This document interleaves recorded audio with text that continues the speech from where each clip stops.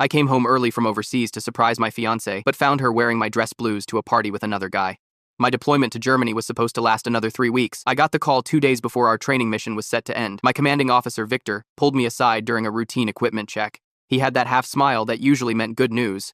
"Julian, your unit finished ahead of schedule. You're all cleared to head home early." I couldn't believe it. 3 weeks of extra time with Sloan. My heart practically jumped out of my chest. "Thank you, sir." "When do we leave?" "Transport's arranged for tomorrow morning. Surprise your girl." I practically ran back to the barracks to tell Parker. He was sprawled on his bunk, flipping through photos of his girlfriend on his phone. "Pack your bags, man. We're going home early." Parker sat up so fast he nearly fell off his bunk. His face broke into a huge grin. "You serious? How early?" 3 weeks. Victor just told me. Transport leaves tomorrow. We spent the night planning our surprise homecomings. Parker wanted to show up at his girlfriend's workplace with flowers. I decided to just appear at our apartment and see Sloane's face when she realized I was home. I thought about her daily messages, each one counting down the days until I'd be back from Germany, each one ending with, "I miss you more than yesterday." The flight home felt endless. I kept checking my watch, calculating the time difference, imagining what Sloane might be doing, working at her office, maybe picking up groceries for dinner. Completely unaware I was on my way back to her. I grabbed a taxi at the airport. The driver, Nolan, was chatty, asking about my deployment. "Germany, huh? My cousin was stationed there back in the 92nds. I nodded, watching the familiar city streets pass by. It was around 8 p.m. on Thursday when we pulled up to my apartment building. "Thanks for your service, man," Nolan said as I paid the fare. I grabbed my duffel bag and headed inside. Our apartment door was locked, which wasn't surprising. Sloane wouldn't be expecting me for weeks. The apartment was quiet when I unlocked the door. Too quiet. Usually Sloane left music playing or the TV on low volume even when she wasn't home. Only the small lamp in the living room was on. I set my bag down and looked around. "Sloane?" I called out, even though I could tell she wasn't there. Her purse wasn't on the kitchen counter where she always left it. The coffee mug she used every morning wasn't in the sink. I unpacked my duffel bag, thinking she'd be home any minute. I took a long shower, washing away the travel grime, then changed into fresh clothes. I checked my phone. No messages from Sloane. I sent her a text. "Hey, where are you?" No response. By 9 p.m., I started to worry. I called her phone, straight to voicemail. "Hey, it's me. Call me when you get this." I made myself a sandwich and watched TV. The clock hit 10 p.m., still no sign of Sloane. I called again, same result, voicemail. By 11 p.m., my worry had turned to genuine concern. This wasn't like her at all. I paced the apartment, checking my phone every few minutes. I tried to remember if she'd mentioned any plans for tonight in her messages. Nothing came to mind. Thursday nights were usually quiet for us. She typically came home from work, made dinner, and relaxed. I called her office. The after-hours message played, telling me to call back during business hours. My mind started creating scenarios. Car accident, working late, dinner with friends. But why wasn't she answering her phone? I went to the bedroom to change. Maybe she'd left a note somewhere I hadn't seen yet. That's when I noticed the closet door slightly ajar. I opened it fully, scanning my side of the closet. My dress blues were missing. I stood there staring at the empty hanger where my uniform should have been. The uniform I only wore for special occasions. The one Sloane had always said made me look incredibly handsome. I checked the rest of the closet. Everything else seemed to be in place. Just my dress blues were gone. I grabbed my phone and called Kendra, Sloane's sister. She answered on the third ring. "Julian, aren't you in Germany?" Her voice sounded strange, nervous, not the usual chatty Kendra I knew. "I came home early to surprise Sloane. Do you know where she is?" There was a long pause on the line, too long. "Kendra, are you there?" "Yes, sorry. She's at the community center across town." "The community center? What's she doing there this late?" Another pause, even longer this time. "Kendra, what's going on?" "I think you should just go there, Julian. It's on Maple Street." She hung up before I could ask anything else. Something was definitely wrong. I grabbed my keys and headed for the door. Whatever was happening, I needed to find out. I grabbed my phone and called Kendra back immediately. She picked up on the first ring this time. "Kendra, what's going on? Why is Sloane at a community center this late?" Her voice trembled slightly. "Julian, I really think you should just go there." "Is she in trouble? Just tell me what's happening." There's an event. For you." That made no sense. I pressed harder. "What kind of event? And why does she have my dress blues?" Kendra sighed heavily. "Julian, please, just go to the community center on Maple. It's the big brick building with the green awning." She hung up before I could ask anything else. I stared at my phone in frustration. That's when I noticed the missed calls. 7 of them from my brother Devin, spanning the last 3 days. No voicemails, just calls. I dialed his number. He answered almost immediately. "Julian, is that really you?" His voice sounded strange, almost shocked. "Yeah, it's me. Why wouldn't it be?" There was a long pause. I could hear him breathing. "Devin, you there?" "They told us you were dead, Julian. There was an accident during training in Germany. Everyone thinks you're dead." My stomach dropped. "What? That's insane. I'm obviously not dead." "Holy shit," Devin whispered. "Everyone's at your memorial service right now." Sloane organized the whole thing. The room started spinning. I sat down hard on the edge of the bed. "Memorial service? At the community center?" "Yeah. Started at 8 p.m. I was going to head over there after my shift." My mind raced. None of this made any sense. "I need to go," I told Devin. "I'll call you later." I hung up and went straight to the kitchen trash can. Something made me dig through it. Near the bottom, I found a crumpled official-looking letter. I smoothed it out on the counter. It was a death notification letter on Department of Defense letterhead. My name was on it. Cause of death, training accident, in Germany. The letter looked authentic at first glance, but I noticed small errors. The commanding officer's signature wasn't Victor's. The date format was wrong. I stormed out of the apartment and pounded on my neighbor Jamal's door. He opened it, then his eyes went wide. Julian, what the hell, man? Did you know about this memorial service? Jamal looked uncomfortable. Yeah, Sloan told everyone in the building last week. Said you died in some accident overseas. She was pretty broken up about it. And you believed her, without checking? He shrugged. Why would she lie about something like that? I pulled out my phone and checked Sloan's social media. Her profile picture had been changed to a photo of us together. Her status, missing my soldier, forever in my heart. There were dozens of sympathetic comments, photos of her looking sad at what appeared to be a wake, her wearing black, her holding a folded American flag. All lies. I ran downstairs and flagged down a taxi. The driver looked at me in the rearview mirror. Where to? Community Center on Maple. Fast as you can. The driver nodded and pulled away from the curb. I stared out the window, my mind spinning with questions. Why would Sloan fake my death? Who was she with at the community center? Why was she wearing my dress blues? The taxi couldn't move fast enough. I checked my watch. It was nearly midnight. The memorial service had been going for 4 hours. I scrolled through more photos on my phone. There was Sloan with Faith, her best friend, both of them dressed in black. Faith's caption, supporting my best friend through this unimaginable tragedy. Another photo showed Sloan's mother Yvette hugging her. My daughter is so strong facing this loss.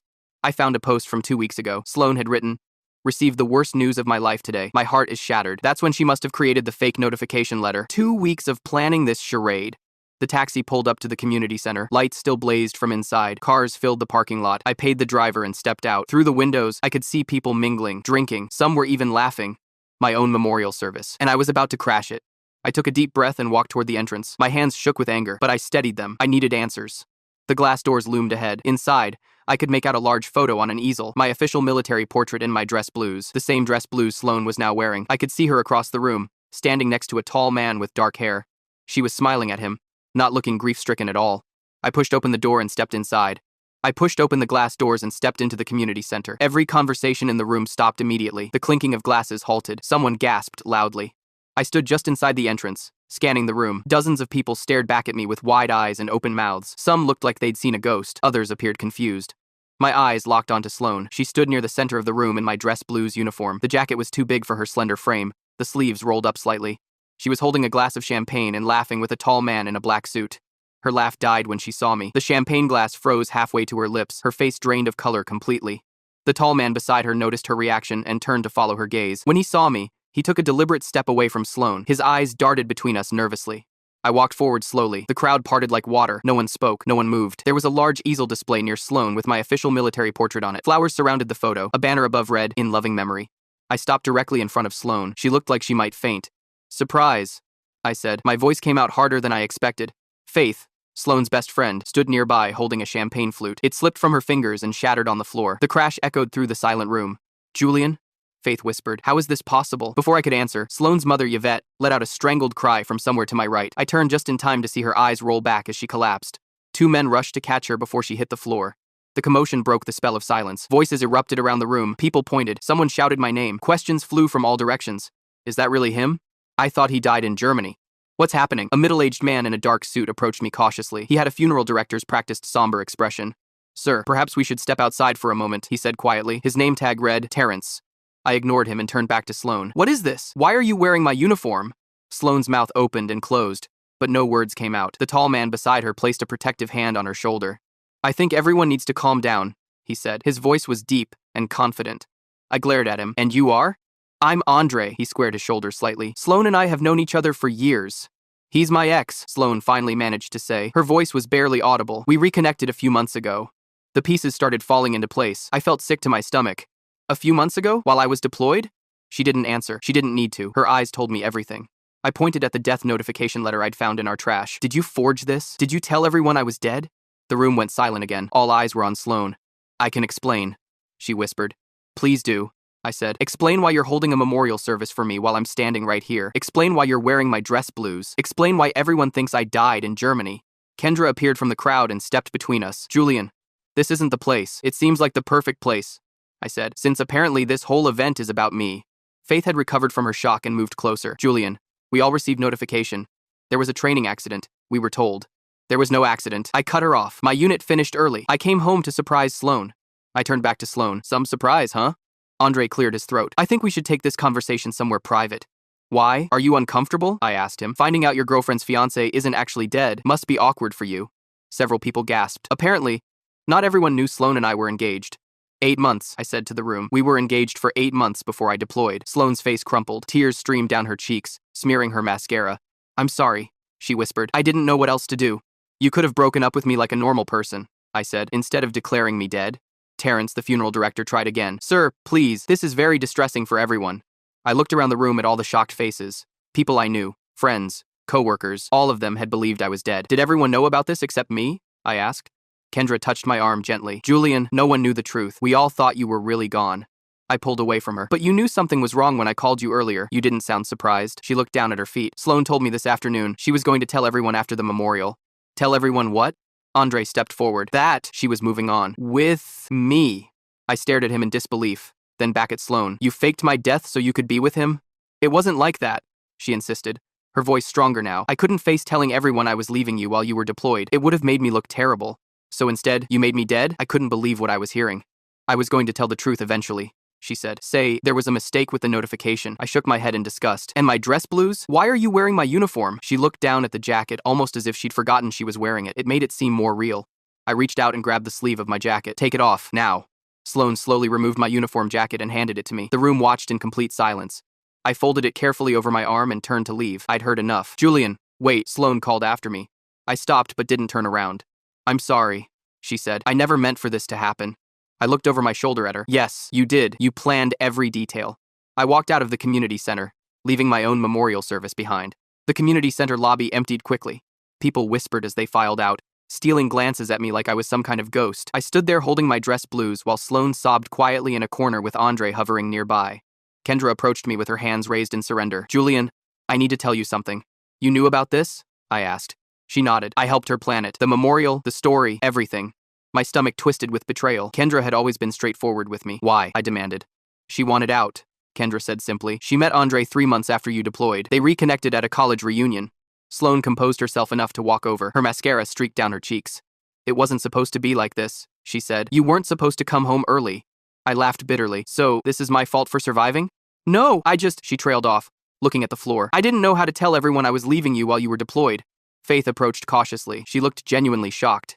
Julian, I had no idea, she said. Sloan showed us the notification letter. It looked real.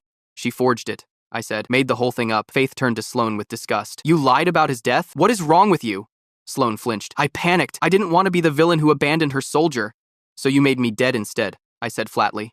Terrence, the funeral director, stood awkwardly nearby. I'm going to need payment for services rendered regardless of circumstances.